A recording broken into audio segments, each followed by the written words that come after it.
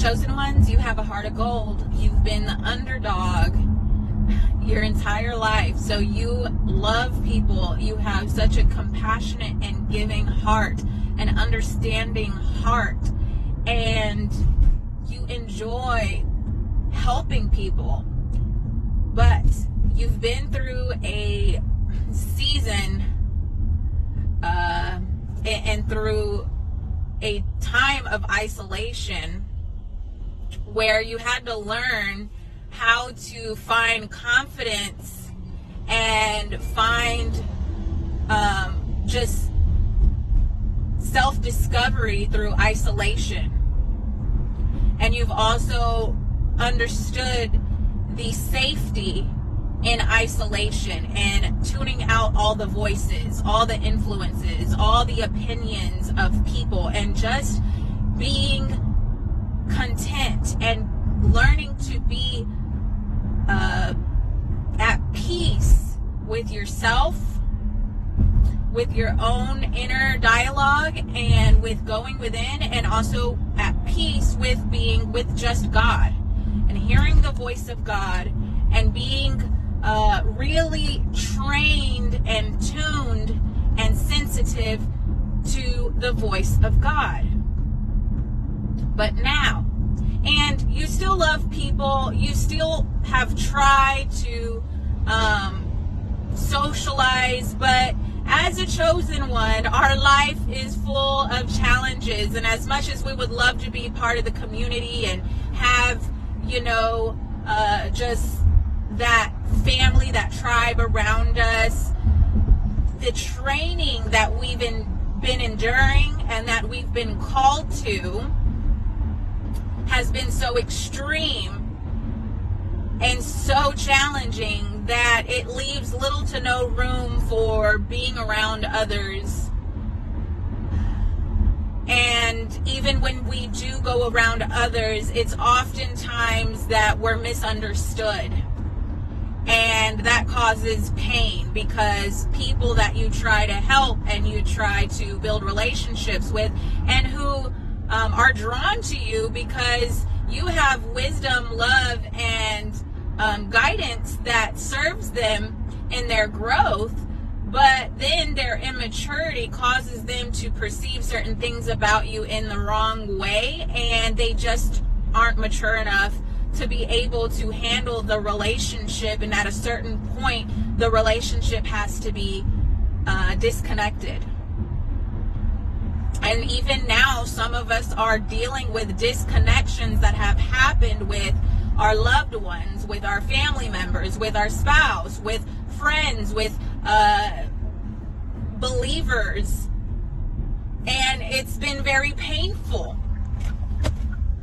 And yet we're really at home and comfortable in our own skin and being on our own. But we're moving into this season of community. And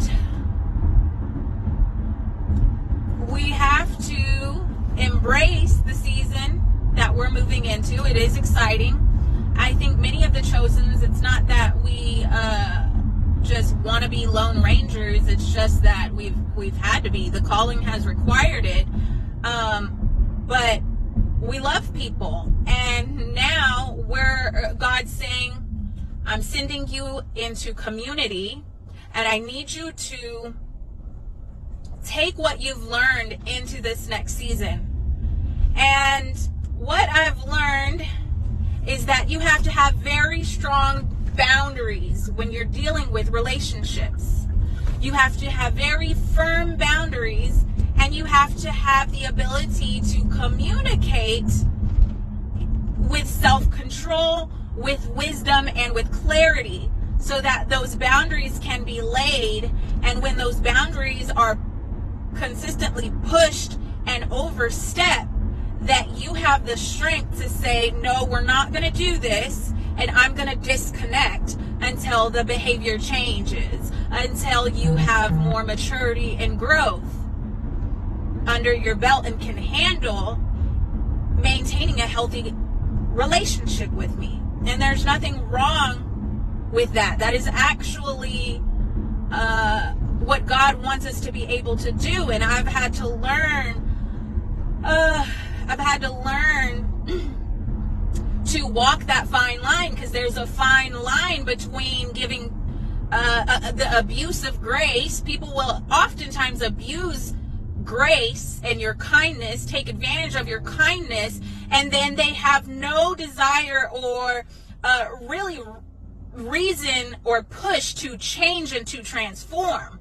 And for the chosen ones, we are often called to call people up higher and to set an example for them on how to surrender and how to come up higher and how to do the hard work of looking at self, addressing self, and letting go of things that are not healthy and that have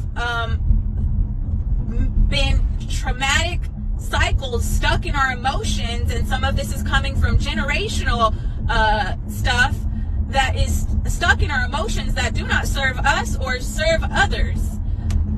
But people will do everything they can to try to avoid this process. And if you are too nice and you let people cross lines that you shouldn't, and you just think that you can love them to life without any boundaries, without making sure that you set healthy boundaries, you're going to be disappointed and you're going to be drained.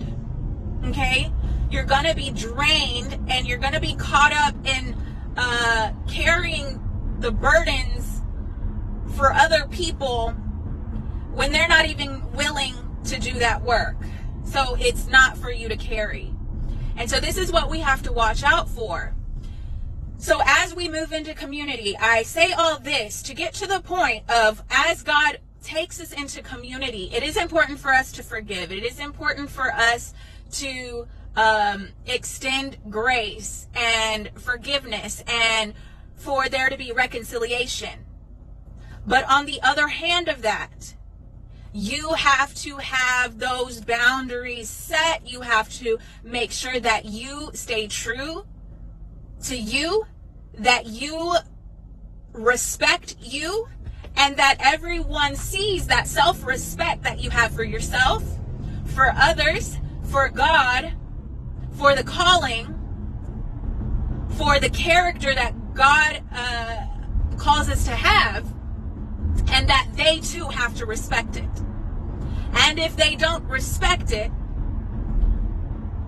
and it starts to be a hindrance to you and your obedience to following your calling, and it starts to be a hindrance to them and to the people around them, that adjustments have to be made, and you have to love from a distance until more growth takes place. And that's on them, whether they're willing to do that or not. But you cannot be delayed or distracted or bogged down from being able to do what God has called you to do. And so this is important because we're moving into community. God has refined our ability to have that perfect balance between grace and tough love to help people transform. And this is going to bring about restoration in relationships and healthy community. So it's exciting, but you have to, be firm, loving, kind, strong as serpents, wise as serpents, gentle as doves.